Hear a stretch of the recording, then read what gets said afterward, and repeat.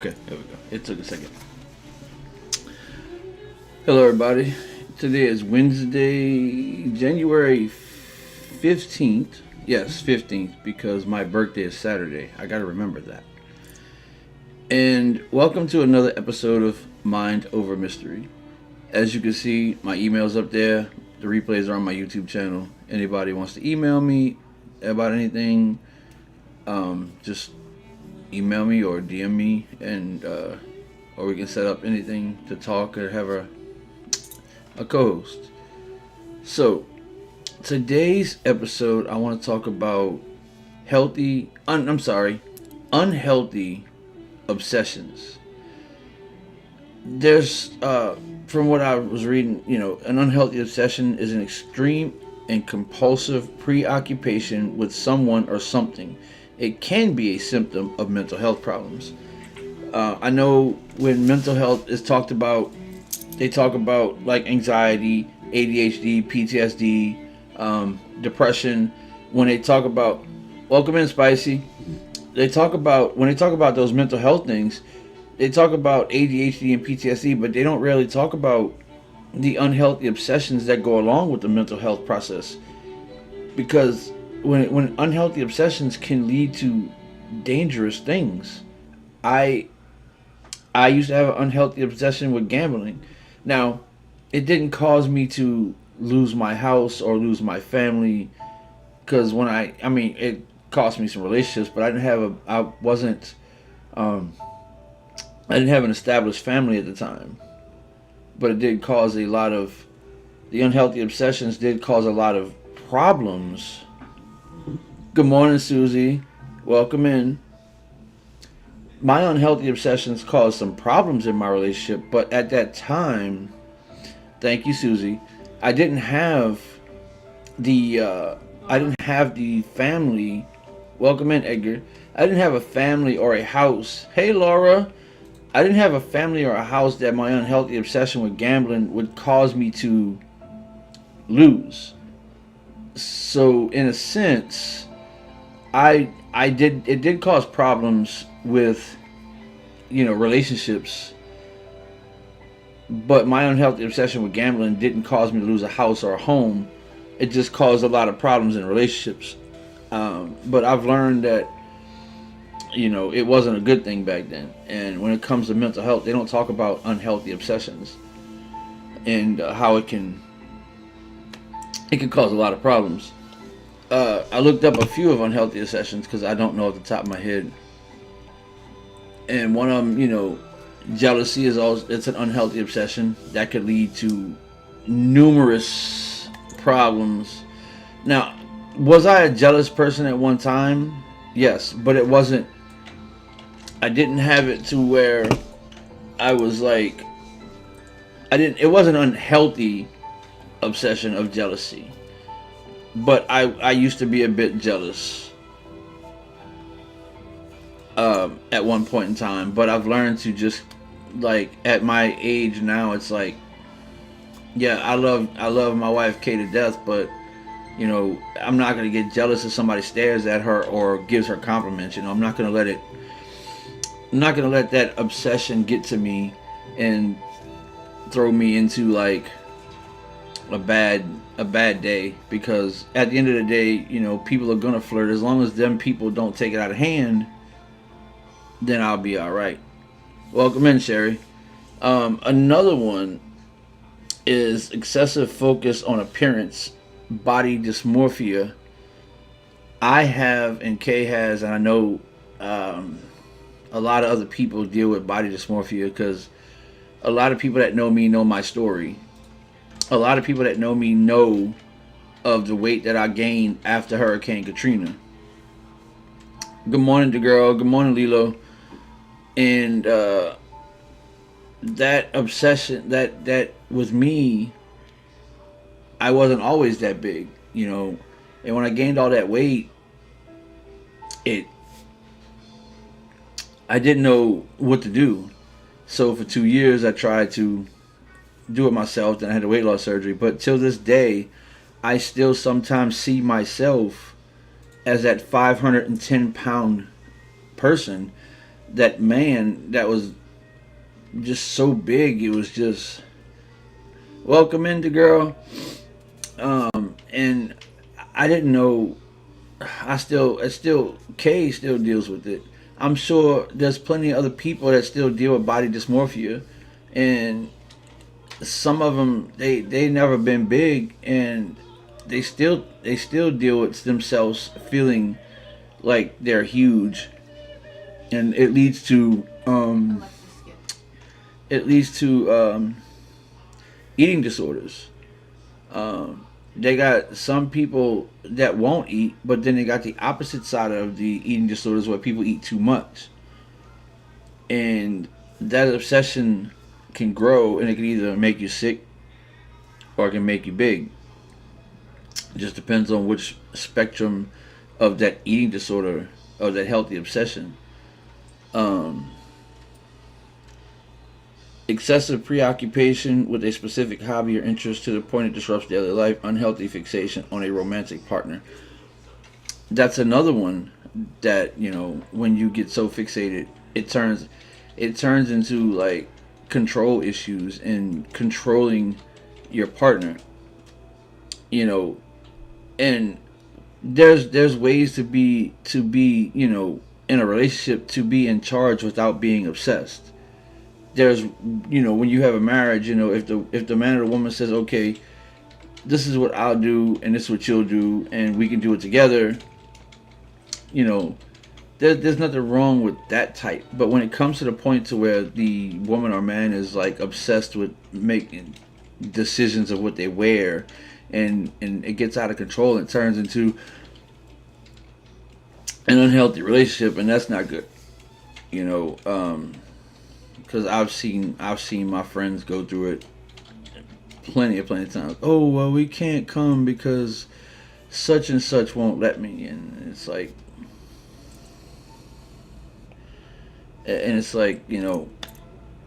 I get it. I do. I've seen my share of, and I've been through my share of partners where they wanted me to, you know, do certain things, like, oh, well, I don't want you to go do this, or I don't want you. I'm not going to be controlled. I'm not going to be one to be told what I can and can't do and how I can do it. Seriously, not going to happen.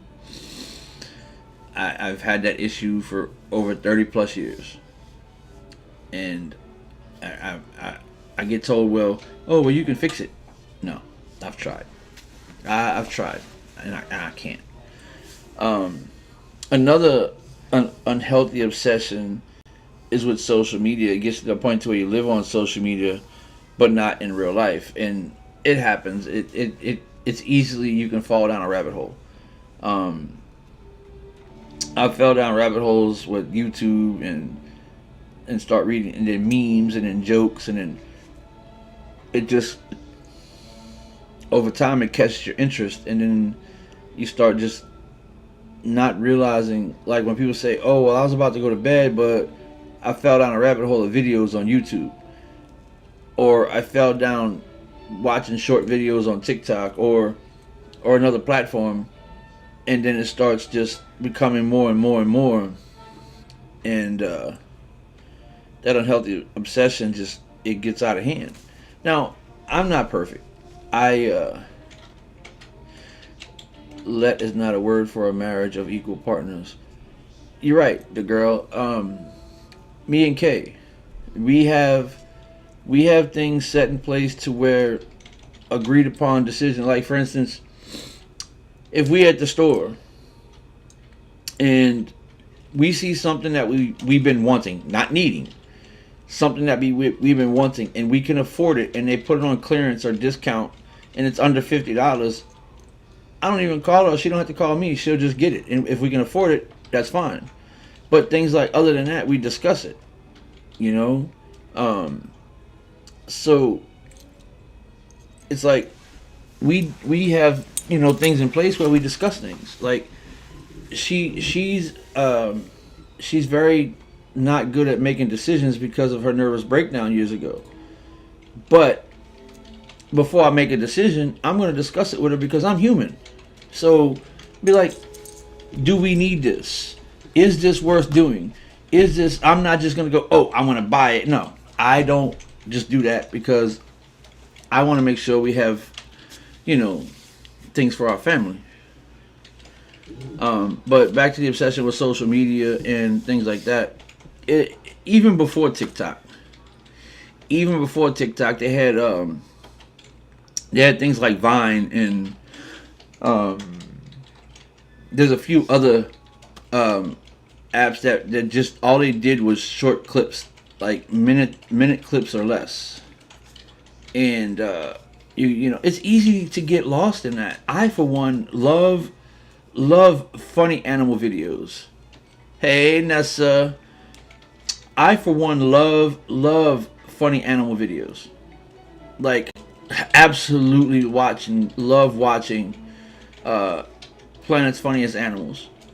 And I know with my addictive personality, I can get lost in that rabbit hole for hours. So I have to draw a point somewhere where, oh, thank you, Ness. I appreciate you, bestie. I appreciate you stopping in. Thank you. What's up, Alternative? Welcome in. I know I have an addictive personality, so I try not to let myself get ungodly, obsessive with going down that rabbit hole of watching funny animal videos, because I know I can definitely do that.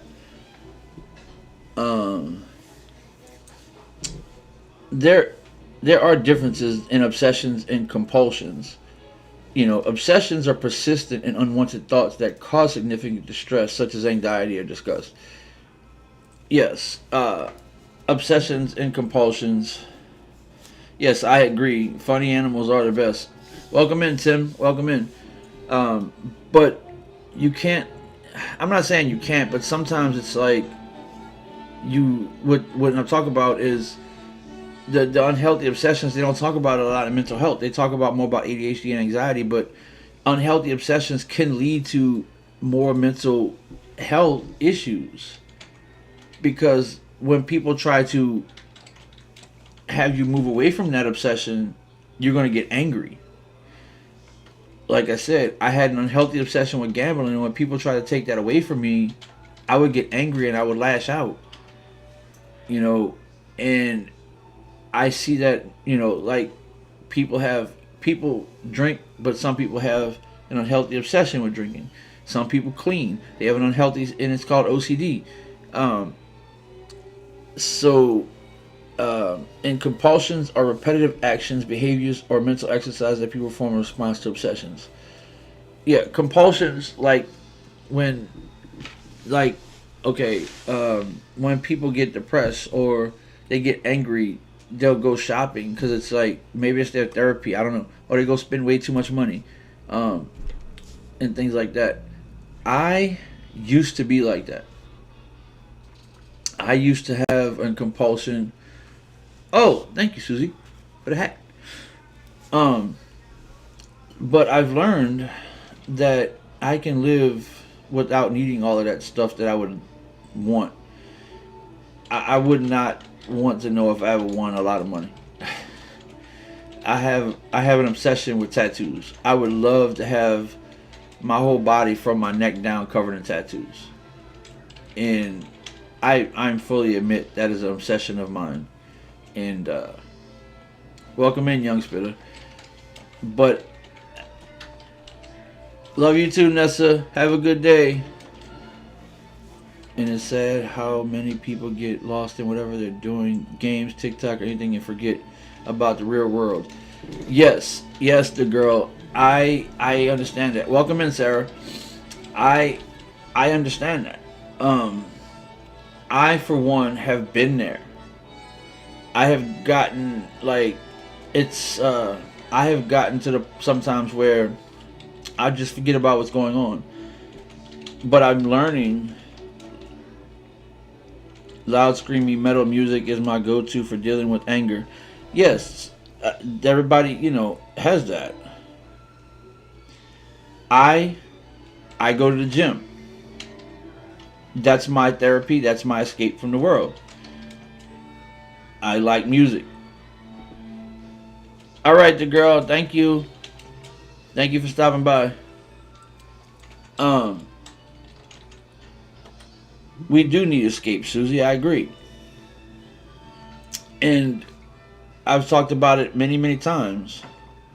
Um, you got to find something for at least an hour a day to take your mind off of the world, to just sit back, like, you know, and just take that hour to yourself. Whether it's doing a jigsaw puzzle, doing a word find puzzle, reading a few pages in a book, listening to music, doing something at the gym, taking a walk, you know,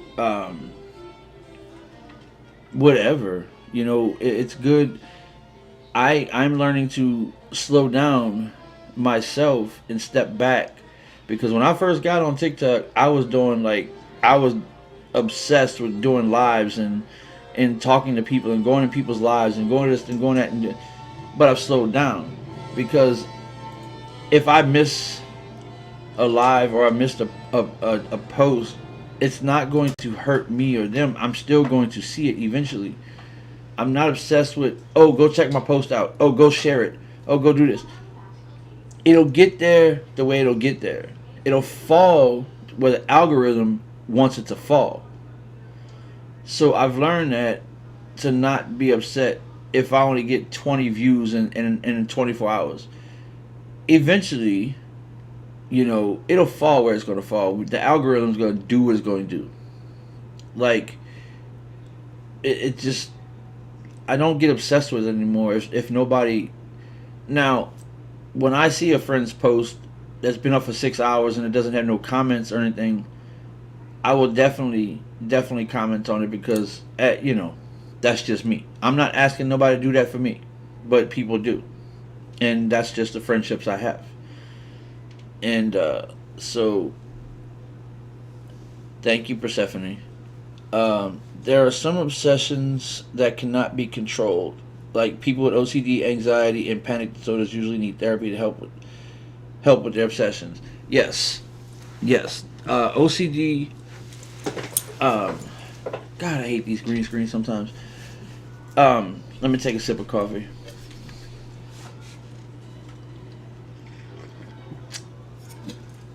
But OCD and anxiety and panic disorders, yes, they have to have coping mechanisms.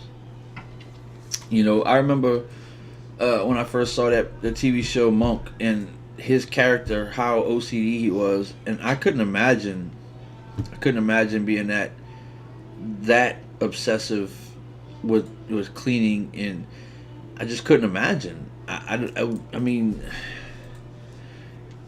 it's unhealthy, but it's something that has to be looked at, because it can cause you to just be the way that things are. Let's see.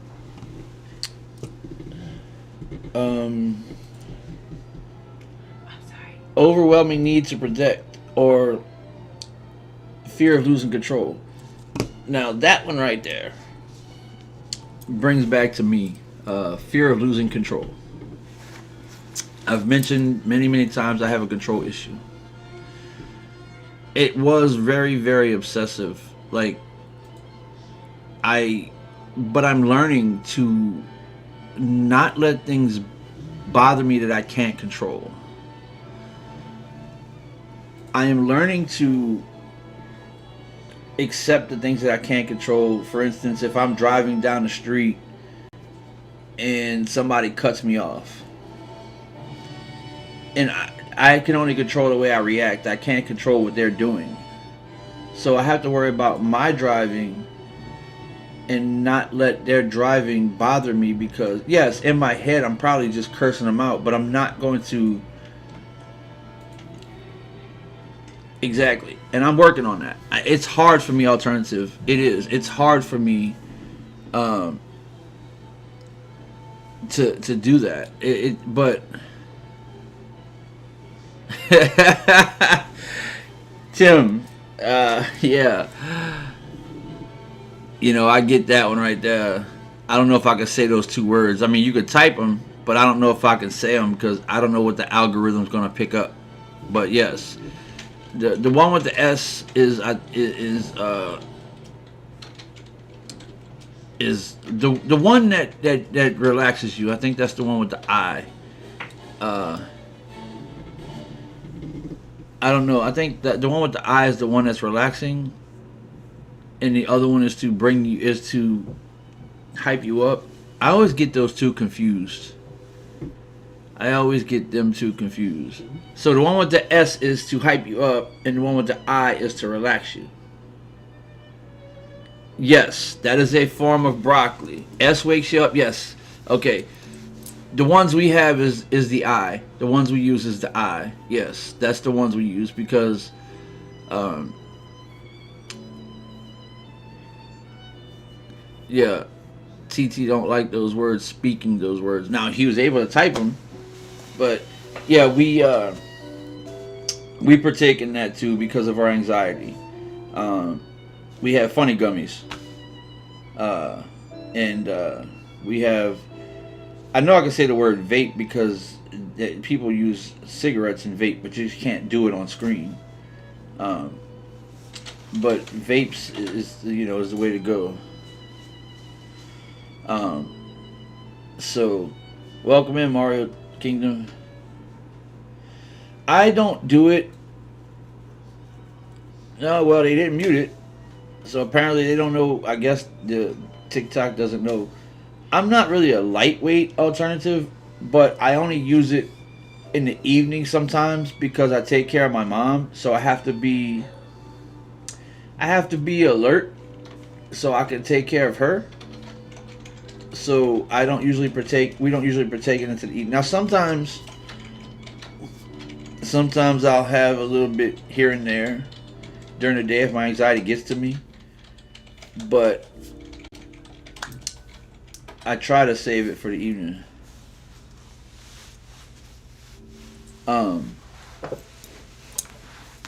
Yeah, I don't know because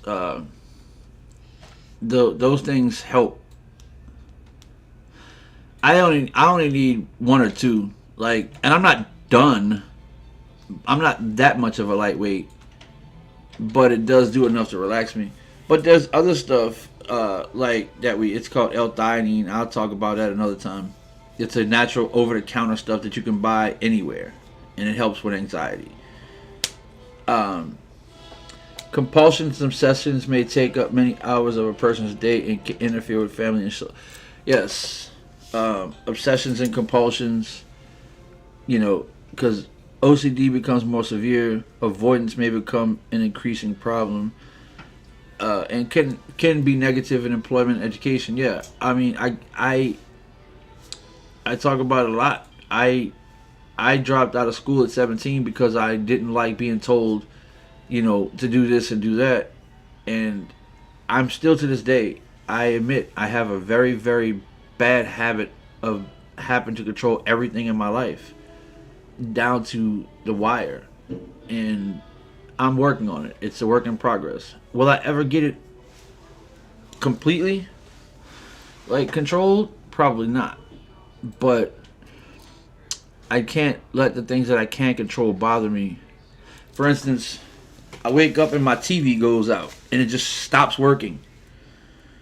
I can't get pissed off at anybody because the TV stopped working. That is out of my control. I come home, say I'm at work. Yeah, I have a problem with authority, period. Like, I don't mind alternative obeying the laws and following the rules. It's when they want to throw like, for instance, in Louisiana, if you try to unalive yourself, we still live under Napoleonic laws. They can prosecute you and put you in jail, but they don't need to do that. They should just get you help. So, but abuse authority, yes. I have a problem with that. That's why I don't like, when I go out, I try to avoid the things that I can avoid. Um,